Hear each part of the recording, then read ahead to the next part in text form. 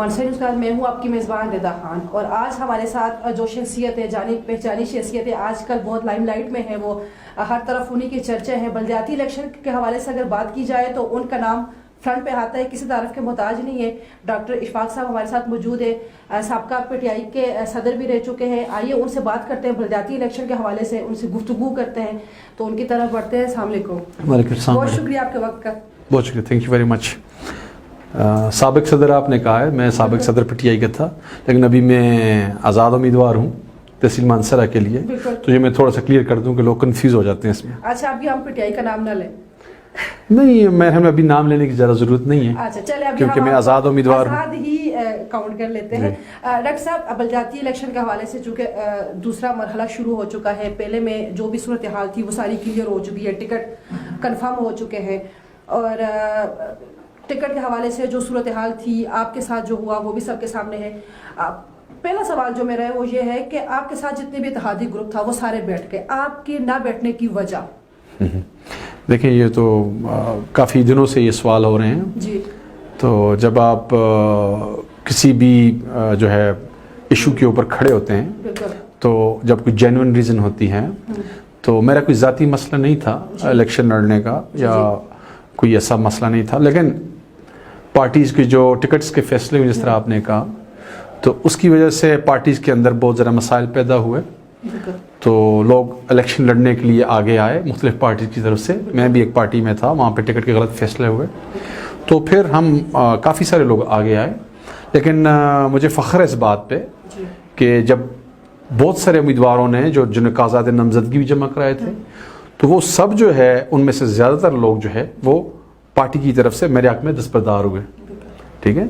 تو اب اس کی جو ہے وجہ یہی ہے کہ اب ہم کہہ رہے ہیں کہ بھائی ایک پارٹی کے اندر بغاوت ہوئی جو ہے وہ ٹکٹس کی تقسیم کے اوپر، تو جب فیصلے غلط ہوئے تو اس فیصلے کا جو ریئیکشن بھی آیا۔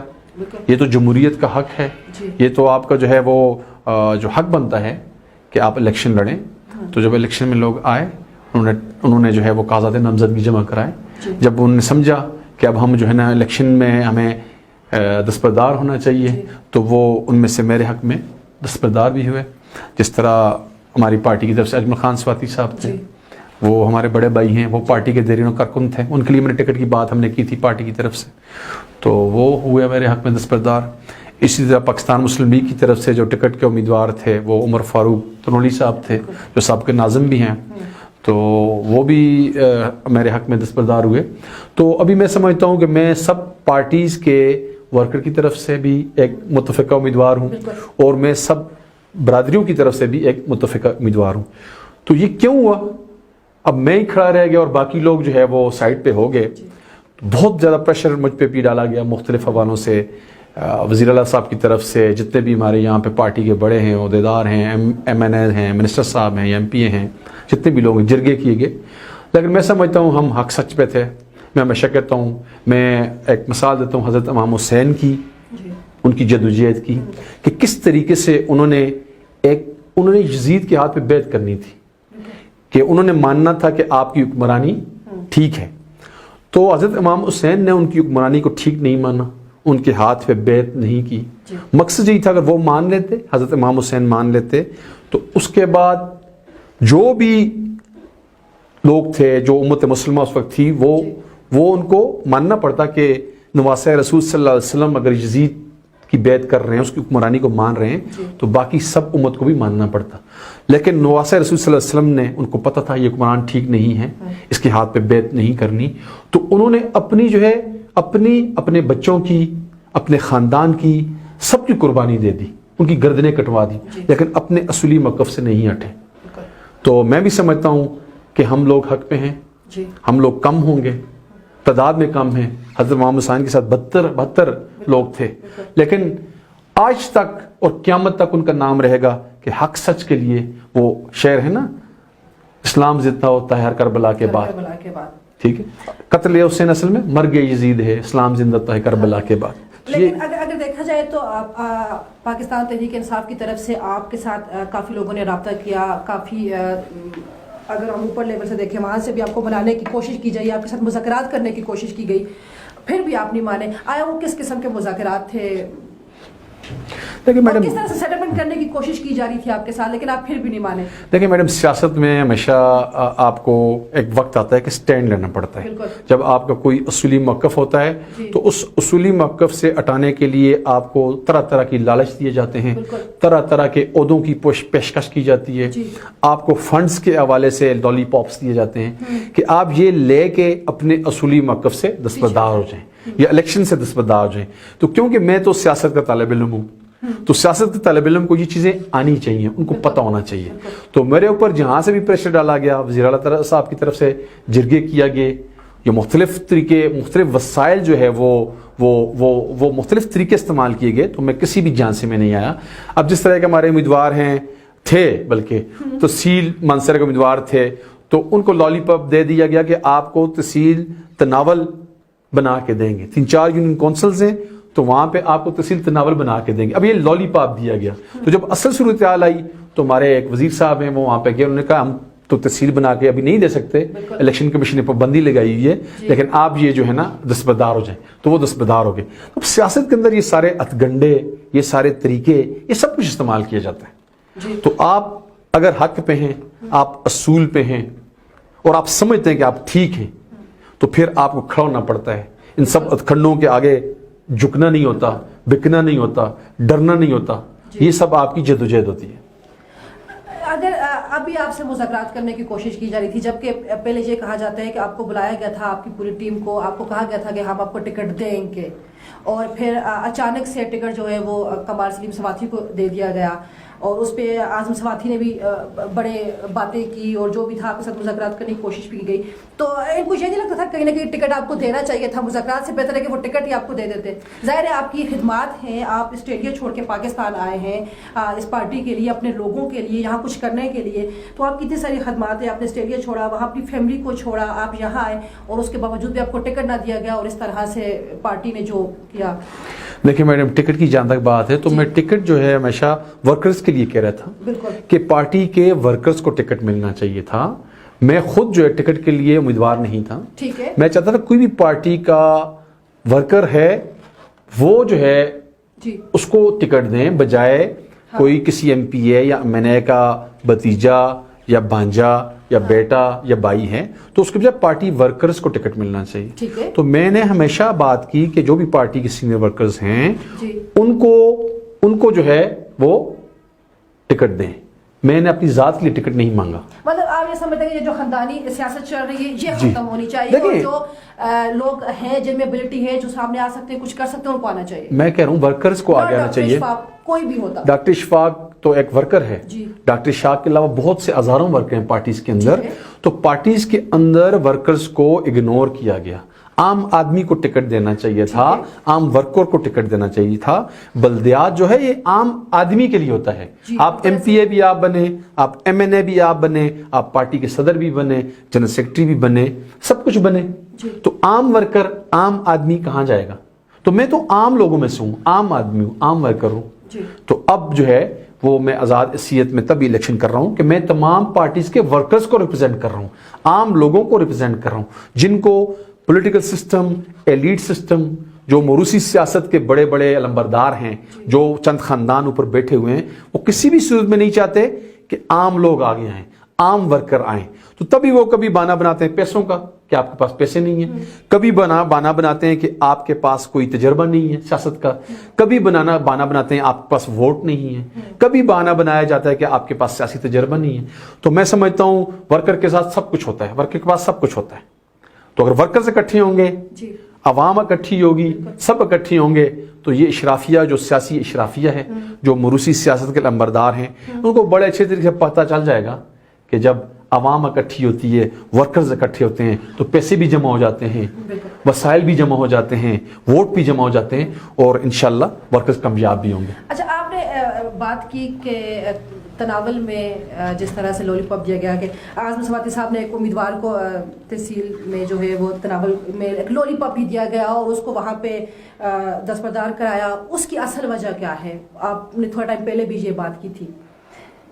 देखिए मैडम, इसमें तो अब ये तो सियासत के गुर होते हैं, सियासत के गंडे होते हैं। सियासत का यही मसला है कि आज़म सवाती साहब ने पहले भी एक बयान दिया, फिर यहाँ पे भी तनावल की तहसील की बात की जाए तो मैं समझती हूँ कि आप इसको किस नज़र से देखते हैं, आपको क्या लगता है? देखिए, ये तो अब इलेक्शन के दिनों में आप ऐसे ऐलानात करते रहते हैं कि हम आपको फंड्स देंगे, हम आपको तहसील देंगे, हम आपको ज़िले देंगे, हम आपको नौकरियां देंगे, हम आपको गलियां देंगे, हम आपको नलियां देंगे, हम आपको रोड देंगे। ये सब कुछ आपको खरीदने की एक साजिश होती है ताकि आप अपने वोट को जायज तरीके से इस्तेमाल ना कर सके। ये सब जो है ये एक साजिश के तहत किया जाता है। आपको वोटर को लालच दी जाती है, आवाम को बहकाया जाता है। तो अब सादे जो अवाम होते हैं वो समझते हैं कि सब कुछ कर सकते हैं। अभी वो रोड भी बना रहे हैं, गलियां भी बना रहे हैं, नलियां। तो 4-5 साल पहले बाबा आपने ये सब कुछ क्यों नहीं किया? अगर 4-5 साल पहले आप करते तो अभी आपको अवाम को ये झूठे दावे, ये झूठे फंड, ये सब कुछ, ये तहसीलें बनाना, ये ना करना पड़ता। ये पहले वक्त था, आपने क्यों नहीं किया?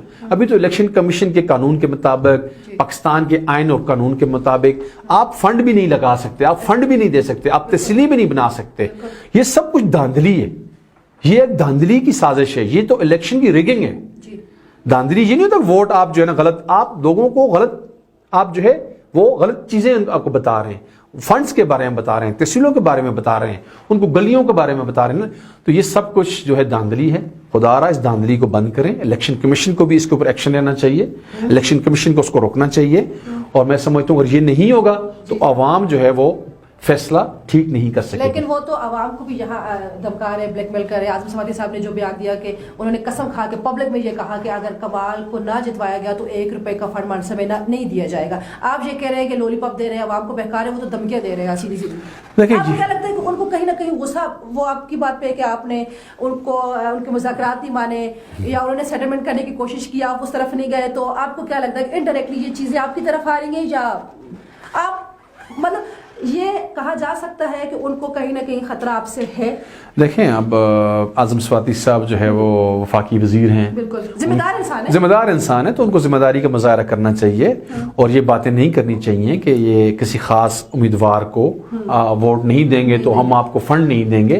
तो फंड मैं समझता हूँ ये जो है अवाम का पैसा है, ये अवाम के लिए ही होता है। ये सिर्फ नहीं है कि आप किसी को वोट देंगे तो तभी मैं आपको फंड दूंगा।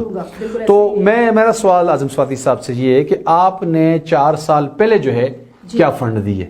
अगर आप 4 साल पहले से फंड दे रहे होते इस तहसील को, लोगों को, तो आपको ये धमकी कभी भी देने की जरूरत महसूस ना होती, ना आप ये धमकी देते। तो मैं समझता हूँ ये धमकी है, ये लोगों को डराना है, ये अवाम के वोट को जो है ना खरीदने की एक जो है बड़ी भोंगी सी कोशिश है, अवाम को डराने की कोशिश है। तो अब धमकी का मतलब ये है कि वो जो है कुछ कर नहीं सक रहे, उनके पास ऑप्शंस बहुत कम है। तो तभी अवाम को डरा रहे हैं क्योंकि इलेक्शन हार रहे हैं, उनको समझ आ रही है कि हम इलेक्शन हार रहे हैं, अवाम हमें वोट नहीं दे रही, अवाम जो है ना वो जो है इनके साथ है, वर्कर्स के साथ है, मजलूम तबके के साथ है, हुसैनियत के साथ है, यजीदियत के साथ नहीं है, फरौनियत के साथ नहीं है, तकब्बर के साथ नहीं है, गुरूर के साथ नहीं है। ठीक है, तो इस वजह से वो डर की वजह से मैं समझ धमकियां दे रहे हैं। तो जब परेशान हो जाता है इंसान, जब वो समझ रहा होता है कि हालात खराब हैं, तो फिर वो ऐसी धमकियां देता है, ऐसे ही अवाम को डराने और धमकाने और दूसरे उम्मीदवारों को डराने और धमकाने की कोशिश करता है।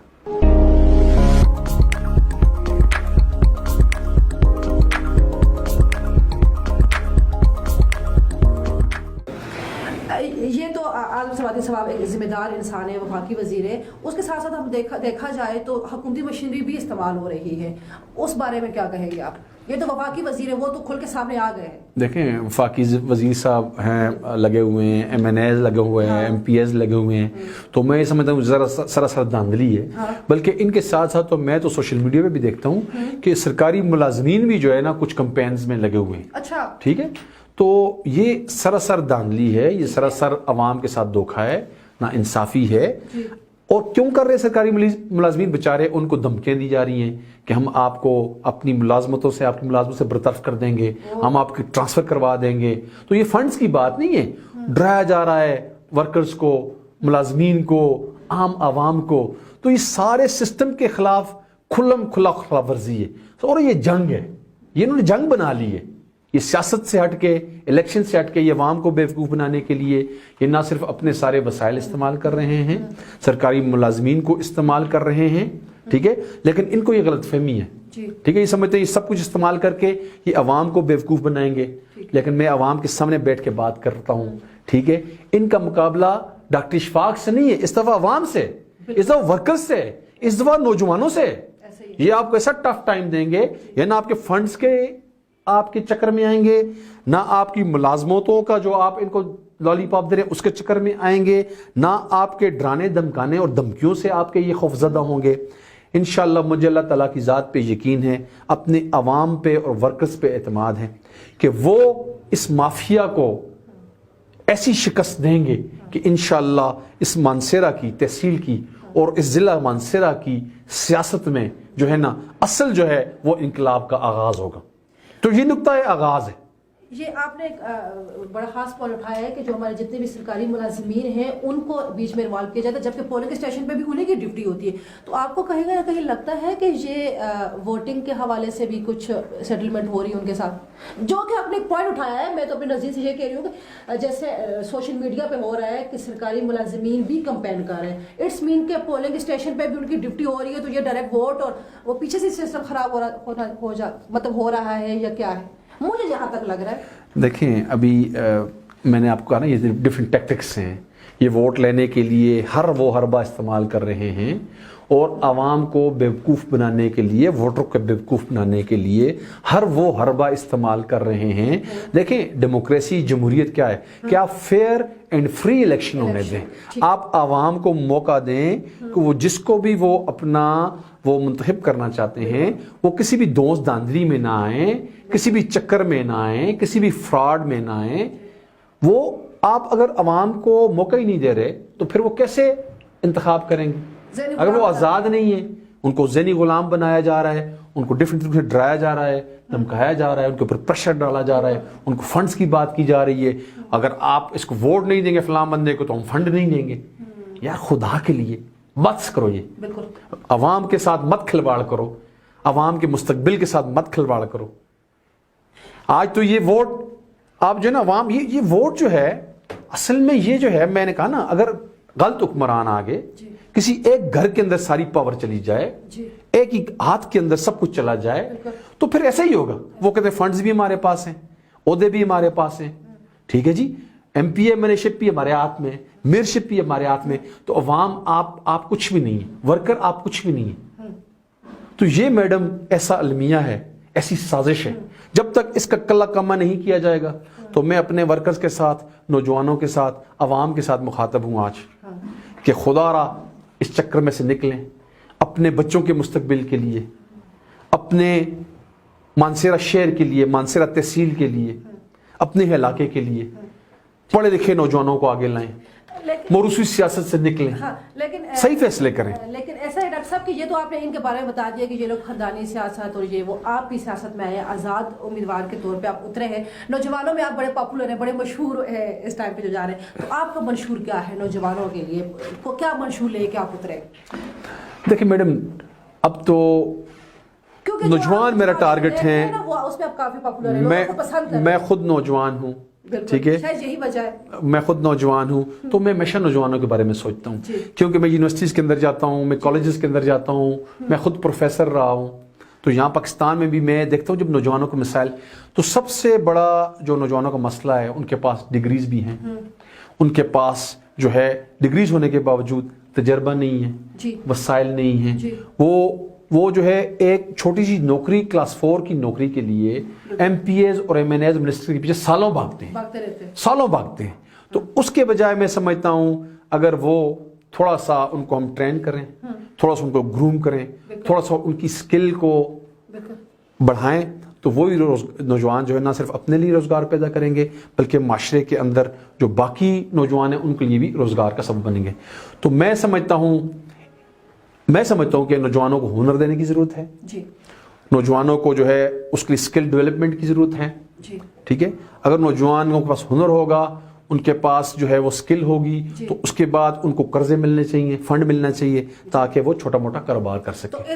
یہ جو ہے آئی ٹی میں نے خود پی ایچ ڈی کی ہوئی ہے، تو میں ہمیشہ کہتا ہوں کہ IT کے اندر آپ گھر میں بیٹھ کے اپنے موبائل سے اپنے لیے روزگار پیدا کر سکتے ہیں. ٹھیک ہے, تو اس پہ کام کرنے کی ضرورت ہے.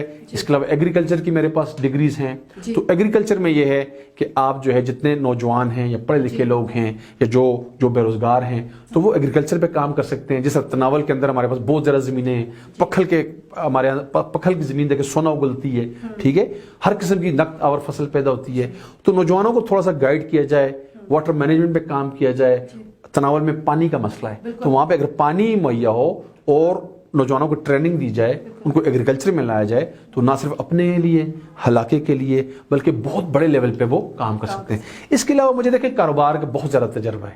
میں IT میں رہا ہوں, میں پروفیسر رہا ہوں, ہمارے فیملی بزنس ہیں.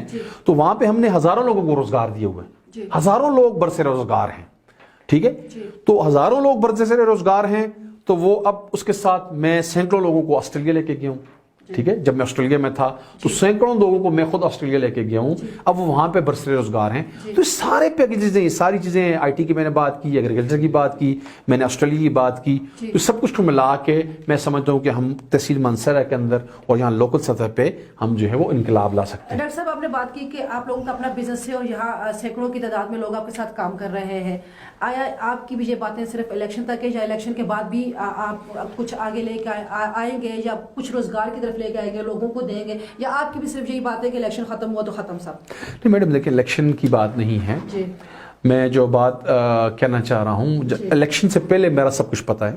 ٹھیک ہے, تو الیکشن سے پہلے بھی سب کچھ پتہ ہے کیونکہ میرا جو بیک گراؤنڈ سب کو پتہ ہے. میرا IT کا بیک گراؤنڈ, میرا جو ایگریکلچر کا بیک گراؤنڈ ہے, یا ہمارا کاروبار کا جو بیک گراؤنڈ ہے, یا میں آسٹریلیا میں لوگوں کو لے کے گیا ہوں اس کا بیک گراؤنڈ ہے. تو یہ صرف سیاست کی بات نہیں ہے, یہ دعوے نہیں ہے. انشاءاللہ ہم اس میں میرے پاس بہت زیادہ تجربہ ہے.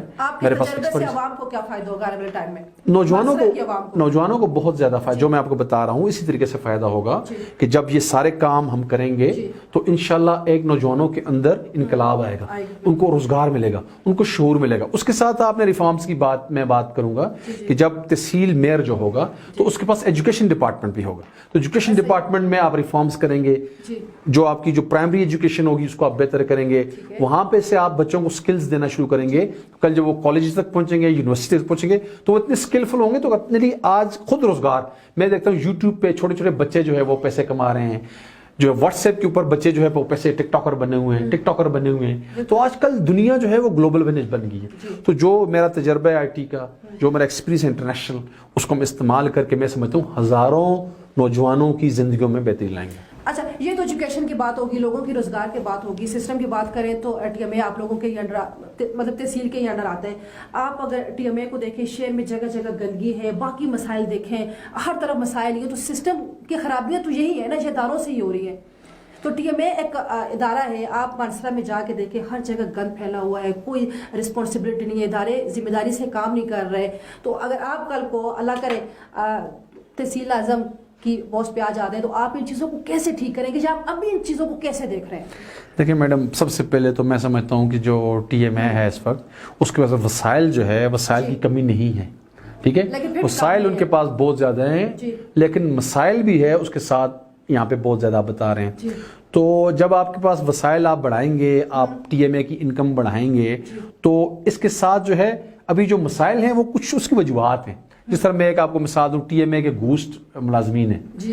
اب وہ شہر سے کچرا اور گندگی اٹھانے کے بجائے چند سرکاری عہدیداروں یا بڑے لوگوں کے گھر میں ذاتی ملازم کی حیثیت سے کام کرتے ہیں. تو بجائے وہ شہر کی گندگی کو صاف کریں, ان کے گھر کی گندگی کو صاف کرتے ہیں. ٹھیک ہے, ان کے گھروں میں کام کرتے ہیں. تو ہم ایسے سب ملازمین کو واپس لے کے آئیں گے. پھر ہم TMA کے جو وسائل, اس کی انکم کو بڑھائیں گے. ہم ڈفرینٹ پروجیکٹس شروع کر سکتے ہیں, جیسے میں اسکل ڈیولپمنٹ سینٹرز بنائیں گے. ہم جو ہے جس طرح اگر TMA پلازے بنا سکتی ہے, وہاں سے انکم جنریٹ کر سکتی ہے, تو اس سب کے ساتھ ساتھ بہت کچھ کیا جا سکتا ہے جس سے آمدن بڑھے گی. اور جب آمدن بڑھے گی تو پھر جو ہے ہم دوسرے مسائل کو TMA کے اندر, جو صفائی کی آپ نے بات کی, جو چیزیں ہیں تو ان سب کو حل کریں گے. اس کے ساتھ ساتھ میں کہتا ہوں کہ TMA اگر بہت بڑا ایک درینہ مسئلہ ہے عوام کا, قبرستان کا مسئلہ ہے, تو زندہ لوگ تو بیچارے گزارا کرتے ہیں, لیکن جب آپ فوت ہو جاتے ہیں تو جو ورثاء ہیں جو لائقین ہیں ان کے پاس اپنے عزیز و اقارب کو دفنانے کے لیے قبرستان بھی موجود نہیں ہے. تو یہ اب میں نائلی کہوں گا نمائندوں کی کہ کتنے عرصے سے اب ٹی ایم اے کے پاس اتنی زیادہ زمین موجود ہے تو اس ٹی ایم اے کی زمین پہ بھی قبرستان بنائے جا سکتے ہیں. لیکن ہمارے جتنے بھی نمائندے ہیں پہلے سے ان کی نائلی ہے کہ ان کے پاس کروڑوں اربوں فنڈ ہونے کے باوجود وہ قبرستان کے مسئلے کو بھی حل نہیں کر سکے. تو یہ تمام مسائل ہیں انشاءاللہ تعالی اگر عوام ہمیں منتخب کرتی ہے, ورکرز ہمیں آگے لے کے آتے ہیں تو انشاءاللہ مجھے امید ہے کہ ہم ان مسائل کو حل کرنے میں کامیاب ہوں گے.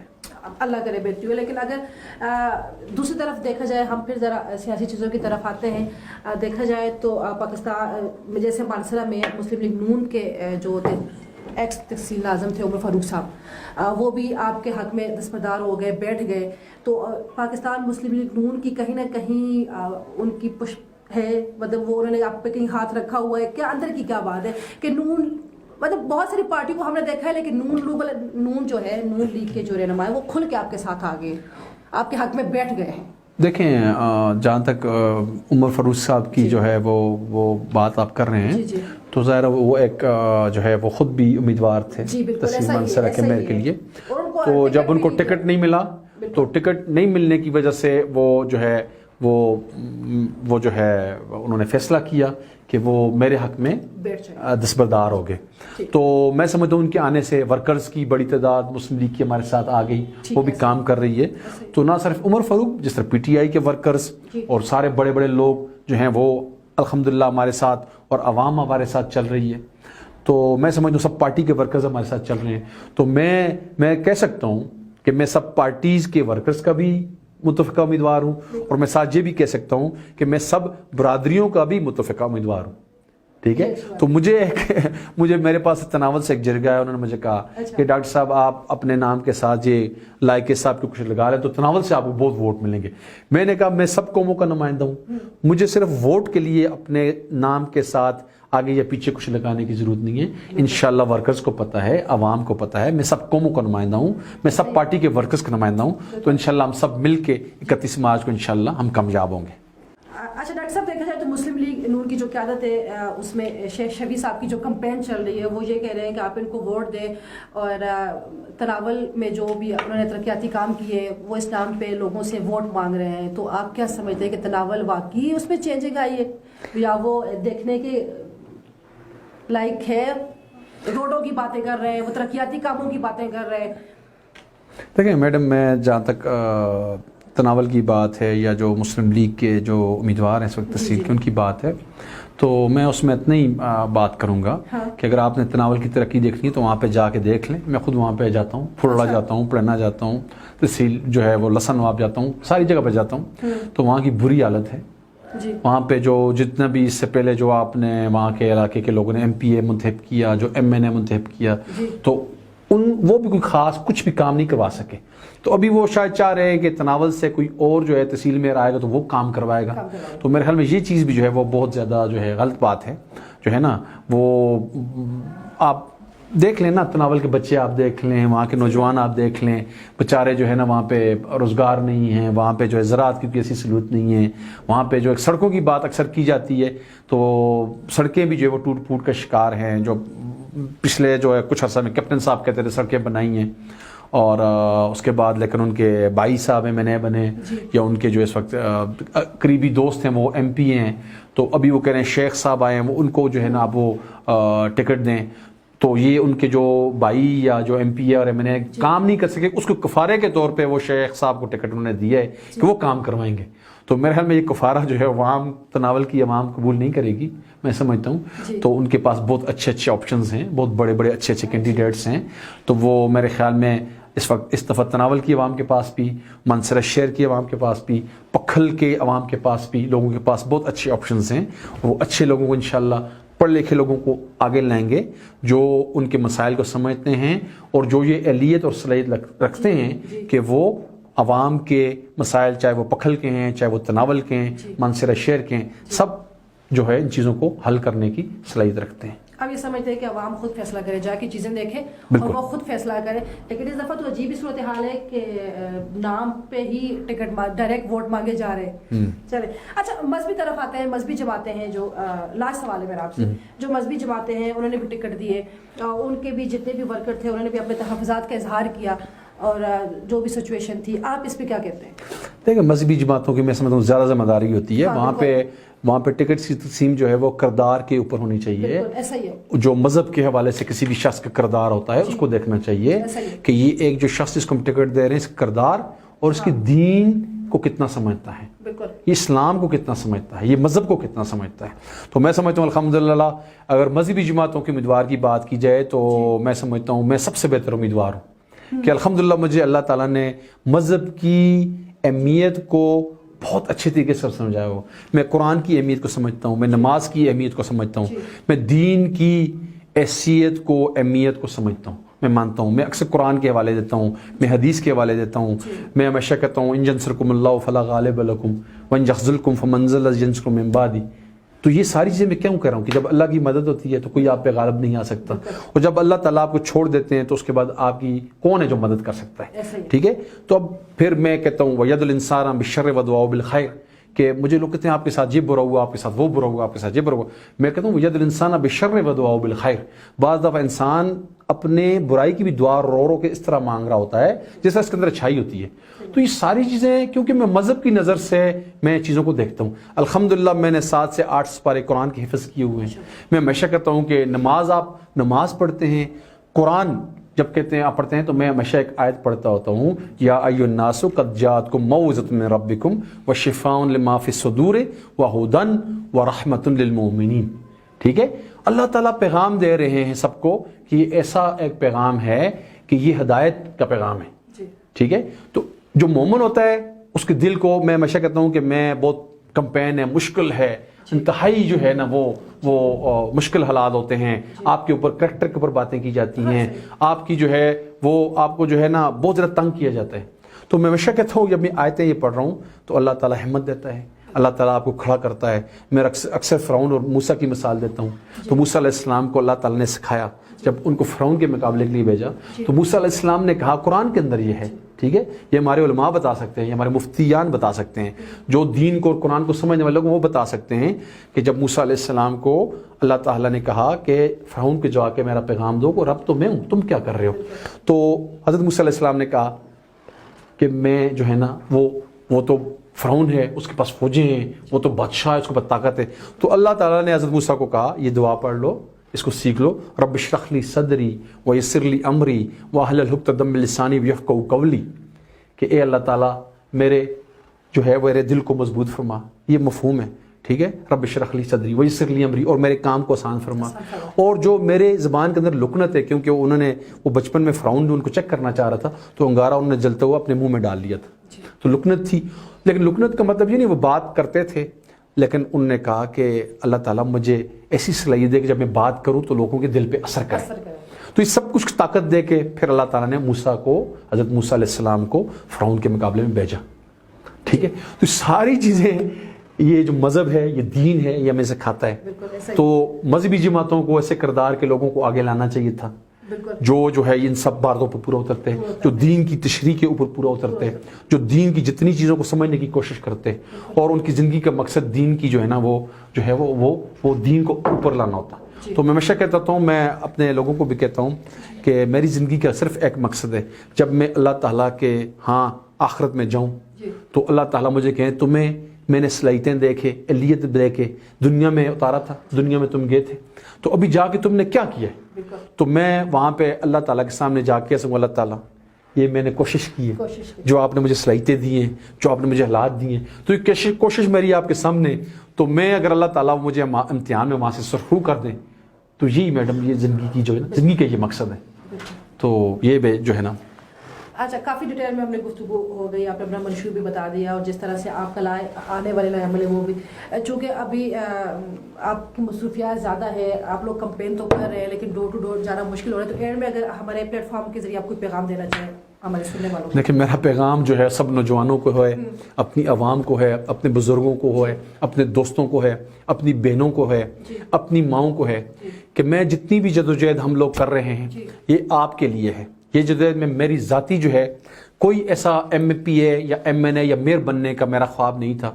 میں آسٹریلیا چھوڑ کے ایک مقصد کے لیے پاکستان میں آیا تھا. میرا مقصد تھا کہ نوجوانوں کو آگے لایا جائے اور اس معاشرے کو بہتر کیا جائے، سسٹم کو بہتر کیا جائے سیاست کے میدان میں. تو یہاں پہ جو بھی کچھ بھی ہوا وہ سب کچھ آپ کے سامنے ہے. تو میرا پیغام یہ ہے کہ الیکشن کمپین چل رہی ہے، وقت بہت محدود ہے.